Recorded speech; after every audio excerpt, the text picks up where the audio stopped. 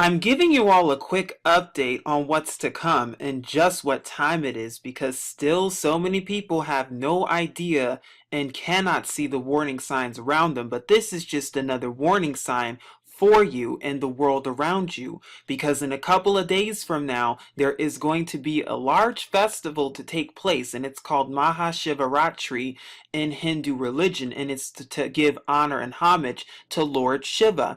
Now, the reason I'm talking about this is because this is very symbolic. This is a very symbolic festival taking place, and you're going to see just how symbolic this is and how this relates to something even bigger to come. Now, as you can see in this image of Shiva, which is a Hindu deity, Shiva is said to be the god of destruction.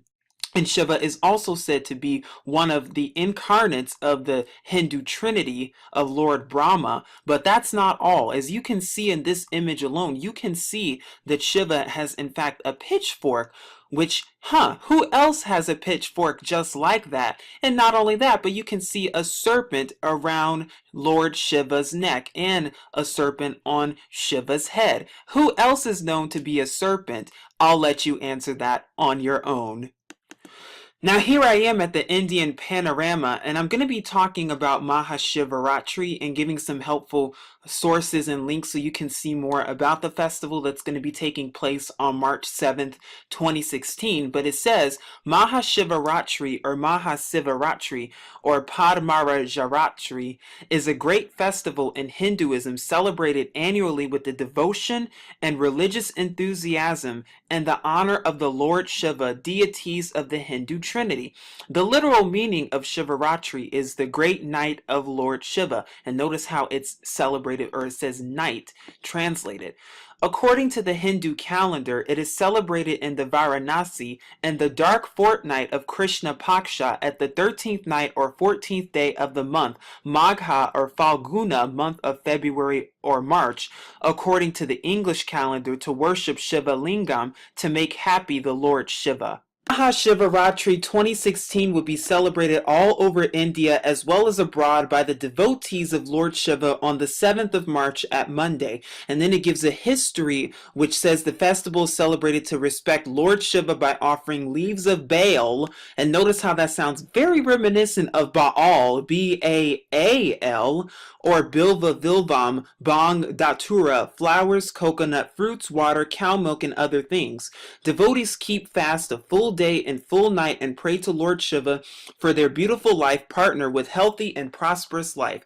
According to the ritual belief and traditions, penances are performed to get benefited in the practice of yoga and meditation. Kashi Vishwanath Temple in Varanasi is one of the most important places for tourist attractions in the UP state, where a big fair is held on at Mahashivratri in front of the Virla Temple in Vishwanath Galley of the old Vishwanath Temple. Another myth of celebrating Mahashivaratri in Hinduism is that whole world was facing destruction and more near to the Pralaya, and then the goddess Parvati, who had worshipped her husband, the Lord Shiva, to save the world. Finally, her prayer was approved by the Lord Shiva, and then goddess Parvati named that night the Mahashivaratri, or the Great Night of Shiva. Now, if you pay close attention to that, to one of those myths, that sounds very reminiscent of what? The story of Nimrod and Semiramis, the story of Isis and Osiris and Horus. It's no different. Mystery religion repackaged all over again. And these ritual beliefs and traditions, they may sound good on the surface, but really there is more to it than what you think. It's all embedded in Babylonian religion. But it goes on to say, it is believed that after completion of the creation of the world, goddess Parvati asked to Lord Shiva that which devotees and rituals satisfied him the most, and then Lord Shiva replied to goddess Parvati that the 13th night of the Magha month is his most favorite day. Wow, the 13th night, number 13. That's no surprise. After that, she repeated the words of Lord Shiva to her friends, and then the words were spread all over the world. And we're also going to go over some of the rituals that they do, but this festival also has to do with the day that Shiva married Parvati. And we're going to see how this relates to Kali in a second. But basically, it goes on to on Mahashivratri, people keep fast of whole day and night, and Kashi Vishwanath temple gets congregated by the young and old devotees from the very early morning. They come to the temple to perform the puja of traditional Shiva Lingam and hope to get what they have prayed to the god.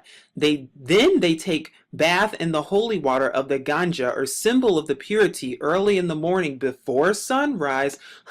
I wonder who's the morning sun. Who's the son of the morning? Excuse me, I should say. The son of the morning. I'll let you answer that. And wear a clean cloth after the sacred bath. Every worshiper brings a pot full of holy Ganji water to the temple to offer the Shiva Lingam. Women pray to God for her well-being of their husbands and sons, and unmarried women pray to their desired husband like Shiva, the ideal husband and future. Boys pray to get beautiful wife and successful life in future. The temple full of sound of bells and people, shouts of Shankarji Ki Jai or Mahadevji Ki Jai. Devotees take 5 rounds of the Shinga Lingam and pour water on the Shiva Lingam. Some also pour cow milk on the Shiva Lingam. As you can see, this is very, very paganistic, very, very ritualistic, and very satanic in nature. We're not supposed to be doing and partaking any of this according to Torah. But the reason I'm talking about this is because I want you to see just what time it is and see what this has to do with a ton of other things. Now, like I said earlier, this festival that's about to take place also has to do with the day that is said in Hinduism that Shiva and Parvati were married together. Well, that's according to the Hindu religion. But when you look up the other Hindu god Kali, she is the incarnation of Parvati, the wife of Shiva. And Kali is said to be the god of death and destruction, and also the god of time. Now, why is this so important? Is because who does that remind you of? Isis and Osiris, Semiramis and Nimrod, Mary and Jesus, and mystery Babylonian Freemasonic religion. And Kali is said to be the dark black side of the incarnate of Parvati. So it should not surprise us then that we saw Kali on the Empire State Building in New York City back in August of 2016. And she was portrayed as having 3 eyes, her tongue sticking out, and she was black, which symbolizes darkness, destruction, chaos, which is about to come and take place. And this is only one of the many ways that they are getting ready and showing us what is to come. Now here I am at About, and I'm at the religion section, and it's talking about Nataraj, or the dancing Shiva, and why this is so important. And you're going to be wondering, how does this relate to CERN? I'm about to show you just how in a second, and how all of this is related. The Maha Shivaratri, and as well as the festival, and how it relates to what's about to come, and how it relates with CERN and other weather technology. I'm going to tell you the agenda at play, but it says Nataraja, or Nataraj, the dancing form of Lord Shiva, is a symbolic synthesis of the most important aspects of Hinduism and the summary of the central tenets of this Vedic religion. The term Nataraj means king of dancers, or Sanskrit Nata means dance and Raja means king, so it means the dance of the king. In the words of Ananda K. Kumaraswamy, Slaki if I'm butchering that, Nataraj is the clearest image of the activity of God which any art or religion can boast of. A more fluid and energetic representation of a moving figure than the dancing figure of Shiva can scarcely be found anywhere. And then it gives the origin, and it says, an extraordinary iconographic representation of the rich and diverse cultural heritage of India. It was developed in southern India by 9th and 10th century artists during the Chola period, which was a period from 880 to 1279 AD or CE, in a series of beautiful bronze sculptures. Yeah, beautiful, okay. By the 12th century AD, it achieved canonical stature, and soon the Chola Nataraja became the supreme statement of Hindu art. And it gives the symbol, and it shows that in a marvelously unified and dynamic composition expressing the rhythm and harmony of life, Nataraj is shown with 4 heads represent the cardinal directions, or more like 4 horsemen. Okay, let's keep going. He is dancing with his left foot elegantly raised and the right foot on a prostrate figure. By the way, that also has to do with, you can also say that has to do with Masonic, Freemasonic Illuminati ritual. Apasmara Purusha, the personification of what? Illusion and ignorance, over whom Shiva triumphs. Ignorance. Are you still living in ignorance? The upper left hand holds a flame, and we know what that has to do with. It has to do with the same thing that Satan holds, the pitchfork. The lower left hand points down to the dwarf, who is shown holding a what? A cobra, a snake, a serpent. Hello. The upper right hand holds an hourglass drum or dumru that stands for the male-female vital principle. The lower shows the gesture of assertion, be without fear. What does that remind us of? Oh yeah, illusion. And then snakes that stand for egotism are seen uncoiling from his arms, legs, and hair, which is braided and bejeweled. Oh, but they forget one thing that snakes also represent. It represents what? The serpent seen in Genesis, Satan himself. His matted locks are whirling as he dances within an arch of flames, representing the endless cycle of birth and death. Arch of flames, just like the phoenix. Are we starting to see what all of this is really about? On his head is a skull, which symbolizes his conquest over death. No, skulls symbolize death itself.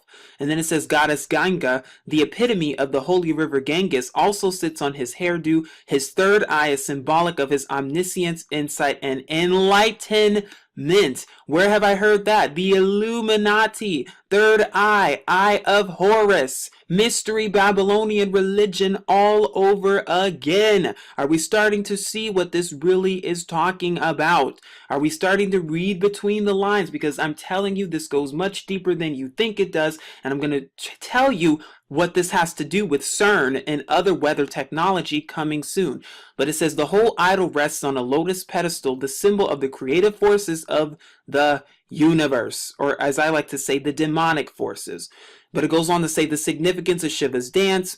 The cosmic dance of Shiva is called Anandatandava, meaning the dance of bliss, and symbolizes the karmic cycles of creation and destruction, as well as the daily rhythm of birth and death. No, it really represents Satan's dance to the whole world in order to cause destruction. It is another ritual found in Freemasonry. That's all it is. All of it satanic. But it goes on to say the dance is a pictorial allegory of the five principal manifestations of eternal energy: creation, destruction, preservation, salvation, and of course illusion. Are you starting to see what this is leading to? According to Kumaraswamy, the dance of Shiva also represents his five activities: Shrishti, creation, or what? Evolution. Who's behind evolution? Oh yeah, I'm gonna tell you how this is going to relate to aliens. Shiti, or preservation and support; Samhara, destruction or evolution again; Tirobhava, illusion; and Anugraha, release, emancipation, and grace. The overall temper of the image is paradoxical, uniting the inner tranquility and outside activity of Shiva. So what is basically all this hinting at? It's hinting at the illusion of a false peace, illusion of all these falsehoods, but what? It's really talking about destruction, order out of chaos, or do of chaos, new world order. And I'm going to show you just what I'm talking about. As you can see here, here is that same Nataraj, or the Nataraja statue of Shiva that is standing just outside of CERN. And CERN, we know, is the building that is responsible for weather control and weather modification. And they're the ones that are said to be behind a bunch of the earthquakes and a bunch of what? Weather control. That is what they're trying to do. And they're not the only ones behind it. We also know that who else is behind it? HAARP, H-A-A-R-P, weather control. They're the ones simulating these staged earthquakes and these staged so-called pandemics, the staged tsunamis. They're the ones behind it. And it just so happens that right outside of CERN, they have a Shiva statue right outside of it. Oh, but they say it's a gift from India. Yeah, think again. I mean, this is so symbolic. They're literally telling you that. Not only that, but if you actually look this up, you actually see that there are scientists from CERN who are actually doing the Nataraj, or dancing, or doing the Shiva dance in a commercial. They're actually doing it. What does that all represent? Why is this so symbolic? You're about to find out in just a second. Like I said, who does Shiva represent? Who does Shiva really represent? He represents destruction, but also what else? Evolution, illusion. It's all an illusion. That's what he represents. And I'm going to tell you the big illusion that's about to come and the big deception that's about to come and why this is all so symbolic. Now, mind you, you may be wondering what does this festival have to do with CERN and everything and the destruction that's about to come. Do not get it twisted. I'm not here to set dates and say, oh, March 7th, something big is going to happen. No, that's not what this is about. I'm telling you that this is symbolic and it represents the coming destruction and the symbolisms and the rituals and the demonic satanic forces that are behind this, because you need to see what time it is and you need to see just what's going on in the world around you. Now, lately, you've been hearing a ton about comets. In fact, it was just said the other day that a so-called comet just so happened to pass by Earth in fact, just yesterday, I believe. And I'm letting you know the agenda behind this, because yes, there is an agenda behind everything. Everyone has an agenda, and there is an agenda behind these so-called comets, and why you're seeing an uptick in comets and you're hearing a lot more about comets. And I'm going to let you know the agenda ahead of time. But what are they trying to do? They're trying to get ready for what? The New World Order, the One World Agenda, the one world government, and the one world religion. The only way they can do that, though, is through some comet threat, an asteroid threat. That's the only way they can do it. And so don't be surprised if you start to see an uptick in the news talking about comets and talking about more comets are going to hit, more comets are going to hit. You're going to start hearing that, or you're going to hear that they're getting real close. They're getting real close. Now, of course, nobody knows when it's actually going to, if it does, but I'm just going to let you know the agenda behind it, because there is an agenda behind all this, and this relates quite well with CERN. And it says, comet in night sky this month will be closest for 246 years. Comet P2016 BA14 Pan stars, and notice how you see Pan, they have to give some homage to Lucifer, Satan somehow, will soar past the planet or plane at a distance of just 2.1 million miles or 9 lunar distances on March 22nd. Interesting how they're saying March 22nd or 322, which is a very, very, very satanic number. It represents Skull and Bones, the organization behind 9/11. But the reason I'm telling you this is because, like I said, you're going to start seeing an uptick in these comets. Now, don't expect it to hit anytime soon. Most likely it'll hit, well, we don't know when, but we do know that they're planning and getting ready for something, and it's all staged. And also, don't be fooled from what they're telling you, because they like to say, oh, it's coming from a million miles away. Oh, it's coming from a million miles away. No, they're just making all this up. And I'm gonna tell you more and elaborate soon enough. But it says, the last time that a comet was this close to the Earth, Captain James Cook was sailing to Australia on board HMS Endeavour.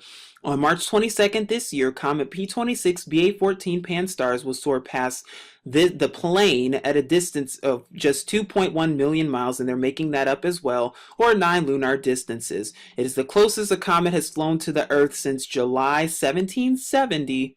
When Lexell's comet passed at 1.4 million miles, so close that astronomer Charles Messier recorded that it looked 4 times the size of the full moon. So of course they have to make up all the pseudoscience behind it. But what are they getting ready for? They are mentally conditioning you for a so-called comet alien threat that's coming. And oh my goodness, because what? It fulfills the New World Order agenda. Do not believe the hype. Do not believe what they tell you. It is all an agenda. It is all made up. They're just telling you that, oh, it's coming from out of this world, and oh, it's coming from over here and over there, and giving false images to go with it. For what? The New World Order agenda, because they need you to believe that a so-called comet is coming from out of this world. They need you to believe that it's coming and it's going to hit the Earth and it's going to cause a threat.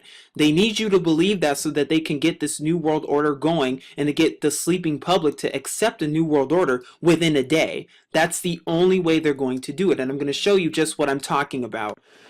Like I said, you're going to see a ton more researchers and so-called astronomers and so-called scientists and so-called astronauts talking about, oh, comet threat, comet threat, comet threat. You're going to hear more about that. Why? Because they're getting ready for the biggest deception of all time. And they need you to believe that an actual comet's going to hit. Why? Because they're getting ready for their agenda. And here I am at the University of Rochester, where they talk about, oh, so-called scientist discovers new comet, because they're getting ready and they're all playing for who? Team New World Order. Who? Team One World Government. They're working for the same team, Team Satan. That is who they are working for.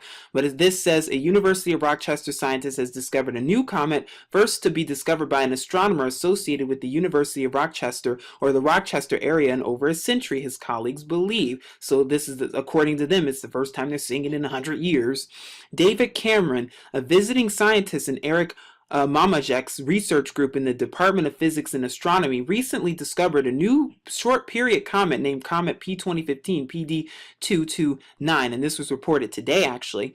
But it says Cameron discovered the comet last August while analyzing images taken in May 2015 by Mamajek with the Dark Energy Camera, or DCAM, on the Blanco 4M telescope at the Cerro Tololo Inter-American Observatory in Chile. And it says they're not looking for an actual comet, they're looking for something else, and they say that it's rare to find one, and oh, we haven't found one in the last years, and now we're all of a sudden finding them. Why is it that all of a sudden you're starting to see an uptick in so-called scientists and the like, and even so-called astronauts about to start discovering this stuff and say, oh my goodness, there's a comet coming? Why all of a sudden, and why around the same time of the Shiva festival? Very, very interesting indeed.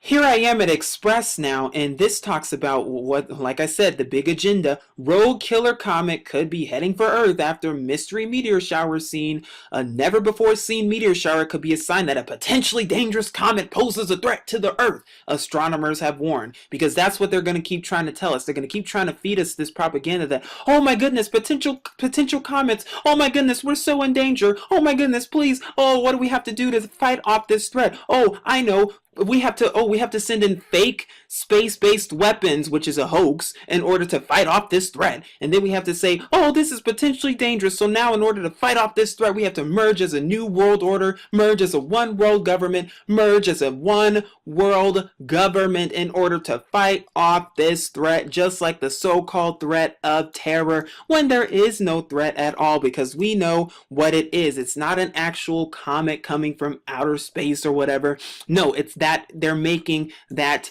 up. Just like the Russia one, they either do it one or two ways. What will they do? They will try to make it seem as if it's a real comet, but really it's what? It's an illusion. It is an illusion to make you think that it's a comet, but really it is all an illusion. It's an illusion to make it look like that a comet is coming, but really it's holographic technology with ELFs, LFs, and other seismic waves and activities and other technologies and sound enhancers and sound technology to make you think that it's a comet coming from outer space, when this is not the case at all. Or you may not want to believe this, but it could also be an actual fallen angel. Because yes, so-called comets are fallen angels. They're demons. And that is how they get away with doing and fooling the entire world. Because they fooled you into thinking that planets actually exist when they don't. And now they're fooling you once again. But this is real, authentic truth here. But it says scientists at the SETI Institute, who usually search for evidence of alien life, because that's what they're going to keep feeding us. When we know aliens are lies, we know aliens are the fallen angels. It's the fallen angels and the demons and the demigods posing as aliens in order to fulfill the New World Order. But they've been desperately trying to track the source of the meteor showers seen over New Zealand, but have been unable to identify the comet response. Meteor showers are caused by ice and dust debris falling from the trail of a comet as it passes our plane. See, I'm telling you, they're good at lying, but it says the meteor shower has been traced as coming from the direction of the southern sky Volans constellation. The comets are known as Jupiter-friendly comets because they linger near the planet, or due to the force Jupiter places on them. And no, Jupiter is not a planet. There are no such things as planets. They are lying to you. They are photoshopped images from NASA. Whether you believe that or not, that is the real truth. You can do the research on that yourself before leaving your comments, unless you do the research and see just who's really lying to you, because I'm telling you, your government won't tell you that. Why? Because there's an agenda. Because if they can make you think long enough that this is happening, what's about to happen? According to the Illuminati card, and by the way, all those Illuminati cards, the ones that have happened so far, they've all happened to be very, very accurate in depicting things. So far, they've been accurate with the Fukushima. They've been accurate with the Pentagon. They were accurate with 9/11. They even knew exactly which tower would fall and how it would look. They got it right. And mind you, and they even showed the Boston bombings on this Illuminati card. Interesting, because last I checked, these cards were made back in the 1990s. So how did they know that the Boston bombings would happen 20 years before it actually happened? Unless they're staging everything. And one of the cards they show happens to show what? A comet hitting the East Coast, a comet hitting the Puerto Rico area. So that's exactly what's going to happen. But it's not going to be a comet from out of this world. It's going to be what? Holographic images, an illusion of a comet that's really not a comet. And it's going to be, and this is why it relates to CERN so much, because when this happens in Puerto Rico, what's going to happen? They're going to stage a large earthquake and they're going to stage a large tsunami, whether that be through CERN or HARP or both, but they're going to stage a large earthquake and tsunami in the Puerto Rico area, and it's going to coincide with the so-called comet or meteor that's going to hit, which they're going to blame it that it came from outer space and out of this world, but really we know it's going to be holographic technology. It's going to be an illusion, and they're going to use sound waves and other sound projections to make you think that it's real, or they're going to pull another 9/11 and they're going to already have video footages and photoshopped images already to try to make it, to try to prove to the sleeping public, this is what happened, and it was real and everything like that. They're getting us ready for the real thing, and they're trying to mentally condition you into thinking that a comet is actually coming when this is not the case. They're conditioning your mind to get ready to look at certain dates and to say, oh, it's going to happen this day, it's going to happen that day, when they're not going to tell you the actual day that it happens, and they know that, but they need you to see it's all about mind control. They need you to think that a comet's going to come. They need you to keep seeing it so that when it does happen, you'll think that it was an actual comet from out of this world, when that is not the case. And like I said, who's going to be the organization behind this? CERN Technology, that is going to be the organization behind it. They even put a picture of Shiva right outside of their offices. And it's going to be CERN and it's going to be HARP as well. So yes, you should be concerned. Now, I know there are a lot of conspiracy theories out there that say that CERN is the gateway and opening up portals to other dimensions and other worlds, when we know for a fact that no, that is not the case. Really, honestly, the fallen angels, they're already here. The demons, they're already here. They've already been here. They've been here for how many thousands of years? They don't need to come through a portal. They were locked up for 4,900 years, according to the Book of Enoch, and now they released around the time of 1940s, when they started to go to Hitler and the Roswell incident to do what? To start this fraudulent space program, NASA, to fool you into believing that planets are real when they're not, and they're just fooling you every single day, because the earth is flat. Yes, that is the truth. Do your research on that. But why am I telling you this, and what does this have to do with CERN and the comet? It all is interrelated. It is all intermingled. Yes, they are planning this. They've been planning this. I've even did a post on Independence Day in the Independence Day website where they even show a hexagon around Puerto Rico, and it says day of arrival. What is that talking about? Oh yeah, it's talking about the so-called comet threat. And not only that, but there you can see many other references where they're pointing to Puerto Rico. It's the same thing. No one knows the day. Like I said, I don't set dates, but I'm telling you that is what they're preparing for. That is the agenda. They're getting ready to try to fool the world and make you think that a real comet is coming and that it's really going to hit someplace, and that we need to merge as a new world order to try to fight off this threat, because that is what they are about to do. And it's time you see this, and it's time you wake up to the truth, and it's time you start to really see how all of this is related. It's all related. And like I said, I really believe, well, first of all, I believe this will probably be the last festival they do with the Mahashivaratri, just like the last Oscars, because at the Oscars, they just so happen to put a Tower of Babel at the Oscars.